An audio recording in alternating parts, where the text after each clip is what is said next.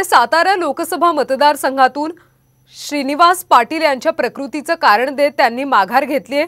शरद पवार यांनी स्वतः निवडणूक लढवावी असा कार्यकर्त्यांचा आग्रह आहे। त्याशिवाय आमदार बाळासाहेब पाटील यांच्या नावाचीही जोरदार मागणी आहे।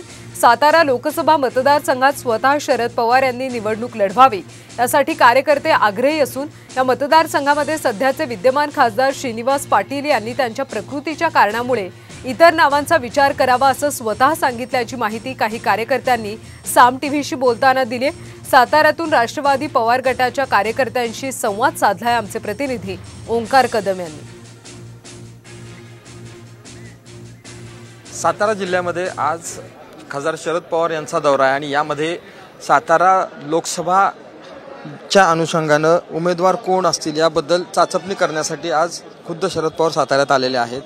एक विधानसभा मतदारसंघाच्या माध्यमातून माहिती ते घेत आहेत आणि आता काही कार्यकर्ते हे त्यांच्याशी बोलून बाहेर आले आहेत। आपल्या सोबत आहेत, आपण विचारूया काय सांगाल नेमके की आज स्वतः शरद पवार साताऱ्यात आहेत। सातारा लोकसभा मतदारसंघामध्ये काय बदल होणार किंवा बदल करायचा की नाही आणि तुम्ही आता मागणी करून बाहेर आलेला आहात, काय नेमकं परिस्थिती आहे आता? सातारा लोकसभेमधली परिस्थिती अशीच आहे की जो कुठला उमेदवार आदरणीय साहेब देतील तो अगदी मोठ्या मताने या ठिकाणी निवडून आल्याशिवाय राहणार नाही।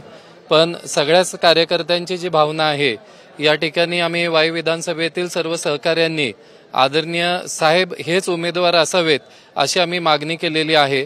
कारण हा सातारा जिल्हा साहेबांवर प्रेम करणारा जिल्हा आहे, साहेबांना मानणारा जिल्हा आहे आणि एकदा तरी साहेबांच्याकडून या जिल्ह्याचं नेतृत्व व्हावं, प्रतिनिधित्व व्हावं ही सगळ्या कार्यकर्त्यांची भावना आज आम्ही साहेबांच्याकडे मांडलेली आहे। बैठकीमध्ये एकच विषय झाला की बाळासाहेब पाटील, आमदार शशिकांत शिंदे यांच्या नावाची चर्चा झाली, पण आम्ही एकच साहेबांना सांगितलं आहे की साहेब जो उमेदवार देतील त्याच्या पाठीमागे आम्ही 100% उभे राहणार। नक्कीच 10 वर्ष झाले जिल्हाध्यक्ष म्हणून काम करतात सुनील माने हा नवीन चेहरा, हा जिल्ह्याचा यशवंत विचाराचा आहे। पवार साहेबांच्या नेतृत्वाखाली काम करणारा हा जिल्हा नक्कीच युवकांच्या मधून सुनील माने हा चेहरा पुढे येऊन सक्षम होऊ शकतो। श्रीनिवास पाटील यांनी सुद्धा त्यांच्या तब्येतीच्या कारणामुळे दुसऱ्यांचा विचार करावा अशा प्रकारची माहिती समोर येते की त्यांनी सांगितलं की दुसऱ्या नावांचा सुद्धा विचार करावा। त्यामुळे आता आज दुपारी जी शरद पवार हे पत्रकार परिषद घेणार आहेत यामध्ये ते नेमकं कुणाचं नाव जाहीर करतील किंवा ते नेमकं कोणाच्या नावाला दुजोरा देतील हे पाहावं लागणार आहे। ओंकार कदम, साम टीव्ही न्यूज, सातारा।